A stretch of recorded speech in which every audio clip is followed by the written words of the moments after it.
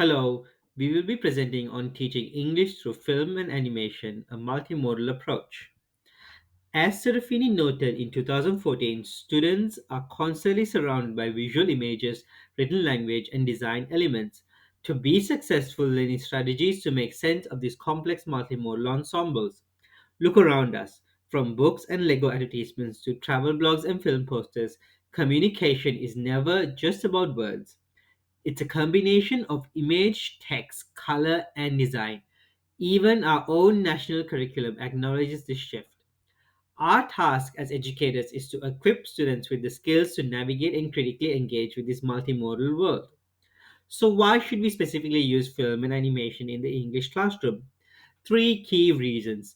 First, it engages digital native learners in a medium they are familiar and comfortable with. Second, it reflects real world communication, which is increasingly digital and visual. And third, it uniquely connects language with image, sound, and movement, creating a rich, immersive learning experience that print text alone cannot provide. Our approach is grounded on several key theories. First, the concept of multiliteracy is from New London Group, which argues for literacy through multiple modes, moving beyond print to include digital and cultural context. This leads directly to developing critical visual literacy skills.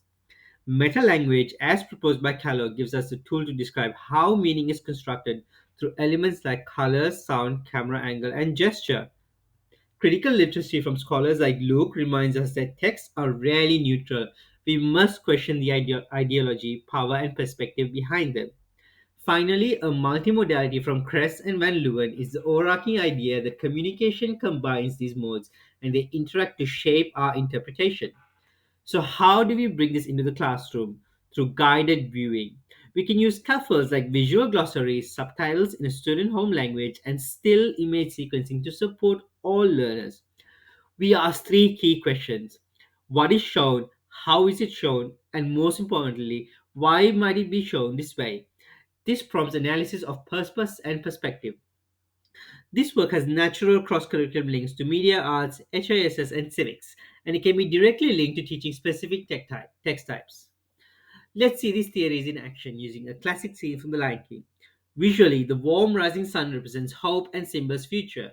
Spatially, the vector created by all these animals looking up towards Rafiki highlights the new life directing our attention.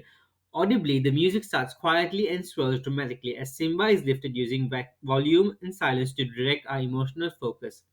And gesturally, lifting the baby high is a universal sign of respect and presenting identity, while the parent standing up front of the other animals, seen from a low angle, conveys their power and status. This one scene is a perfect multimodal ensemble. Now let's apply critical literacy. Consider the character Cruella de Vil. In the original 1961 film, she is a one dimensional villain portrayed as purely evil for the sake of the plot.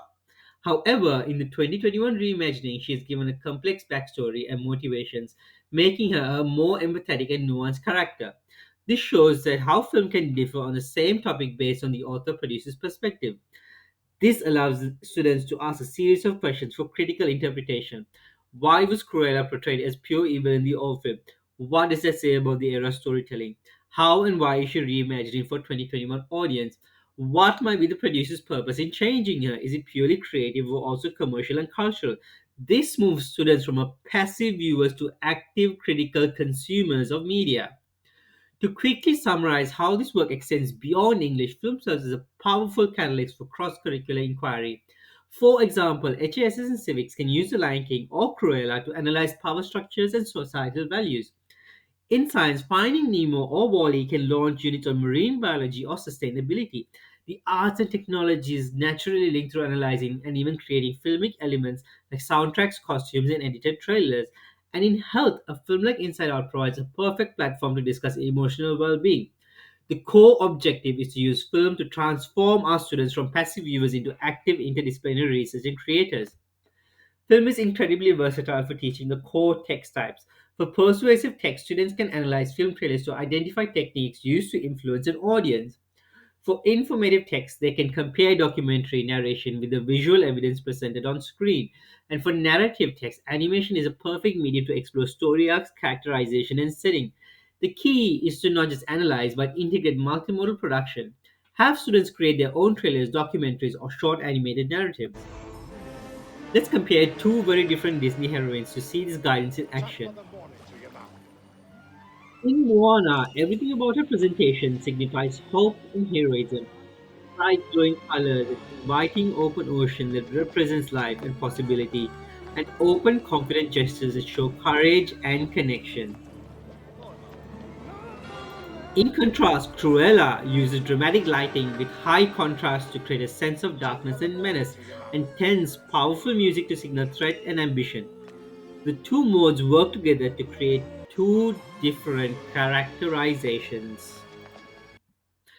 In conclusion, using film and animation allows us to move beyond trend to develop true multimodal literacy. We can show students how meaning and roles are constructed through color, sound, movement, and space, engaging in semiotic analysis. Most importantly, it fosters critical literacy, empowering students to question the text they consume and become active, discerning consumers of media in their daily lives. Our work is built upon the foundational research of these scholars in the fields of multiliteracies, multimodality, and critical literacy. A full reference list is provided here. Thank you.